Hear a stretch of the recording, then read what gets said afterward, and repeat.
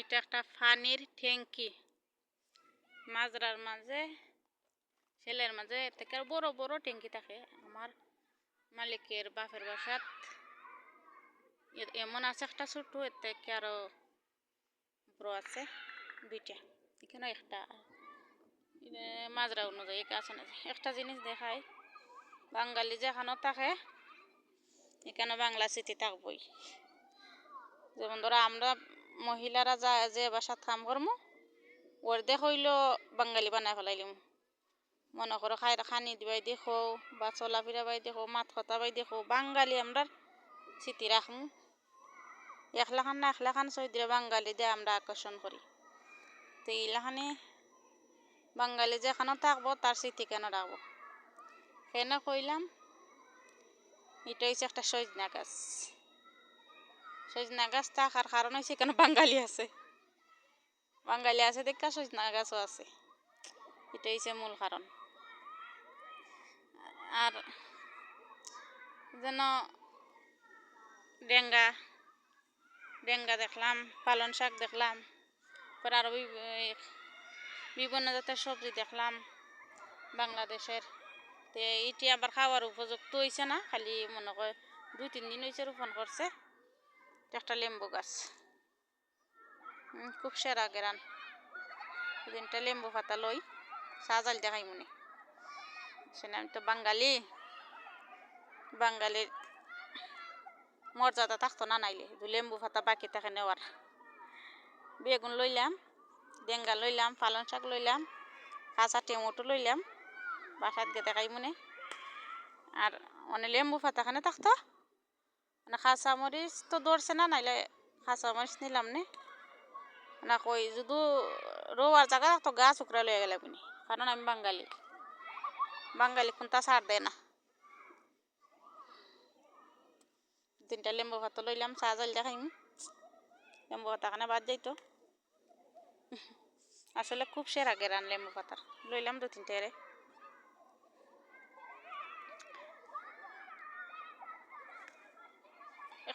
এক যে শাক আছে এই টিকিটা খায় না এটা আমি নিজেও জানি না। এই যে এই শাকটি এটি কি তার শাক না অন্য কোনটা। আমরা বাংলাদেশে তো এমন আছে শাক, কিন্তু এই টিন্তের কালার হালকা জো থাকে, কিন্তু এই টিন্তের কালার সবুজ। মানে এটি শাকই না কোনটাই বুঝতে পারলাম না। যদি শাক খাওয়া শাক যদি তো নিলাম মনে তুললে, কিন্তু সন্দেহ আছে এলা নেরাম না, কারণ না বুঝিয়া বিষ খাইলে তো হইতো না। শাক হইতে পারে না হইতে পারে।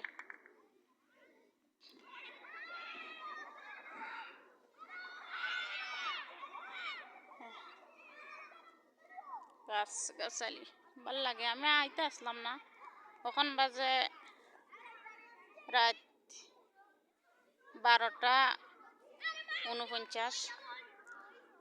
কখনো খাইছি না, আজকে দুপুরও খাইছি না।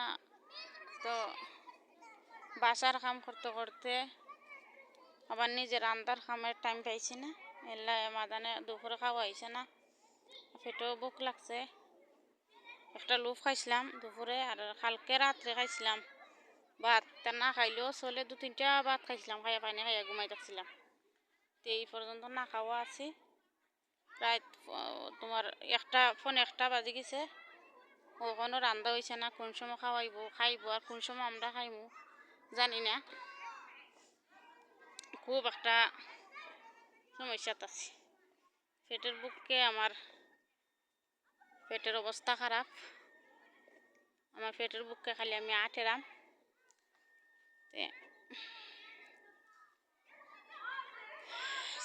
সবাই দয়া করি আমার ভিডিও দেখবেন।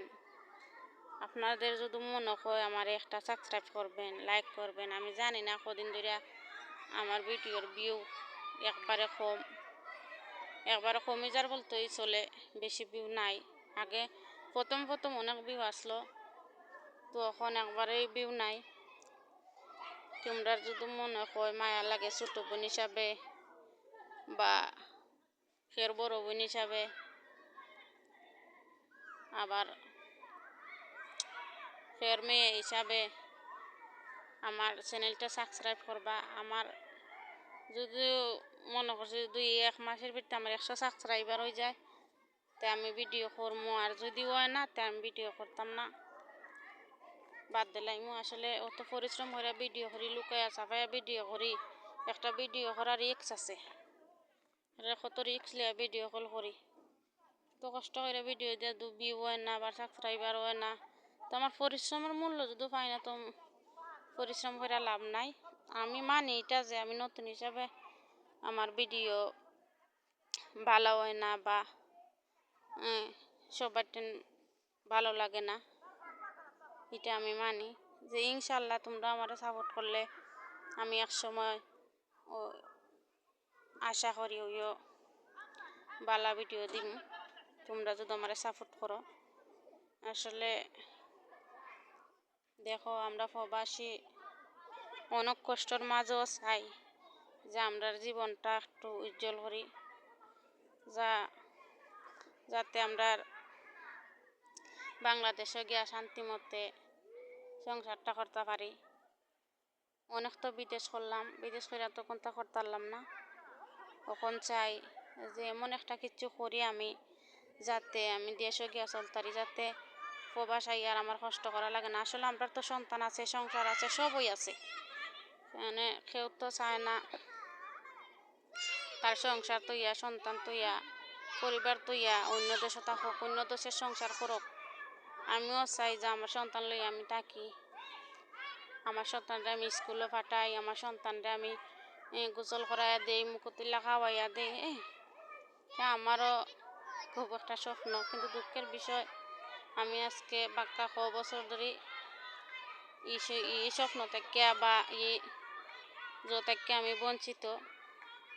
আমার সন্তানদের আমি পারি না আদর করতাম, পারি না আমার সন্তানদের আমি খাওয়াইয়া দিতাম, পারি না স্কুলও দিতাম।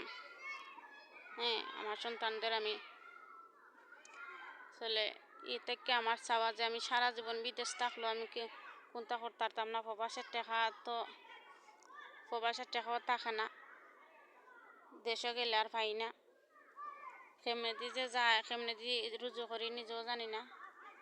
তখন তোমরা আমার একটু সাপোর্ট করবা যাতে আমি দেশে গিয়ে আমার বাচ্চা কাচ্চাটি লইয়া বাকি জীবনটা কাটাইতারি। তোমরার কাছে আমার অনুরোধ, তোমরা আমারে সাপোর্ট করবা, লাইক করবা, একটা কমেন্ট করবা।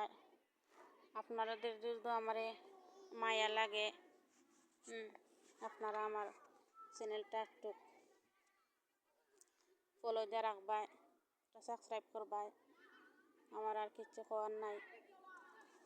তো এখানে চিল্লাচিল্লি বেশি, তার কারণ হচ্ছে কেন আরবি মহিলারা নাচানাচি করে, গান উল্লো করে, এর লাগে চিল্লাচিল্লি বেশি। ভুল ত্রুটি হইলে আমার সবাই ক্ষমা করে দিবেন, ক্ষমা দৃষ্টিতে দেখবেন। এই পর্যন্তই ভিডিওটি আজকের। সবাই সুস্থ থাকবেন, ভালো থাকবেন, আমার জন্য দোয়া করবেন। আল্লাহ হাফিজ।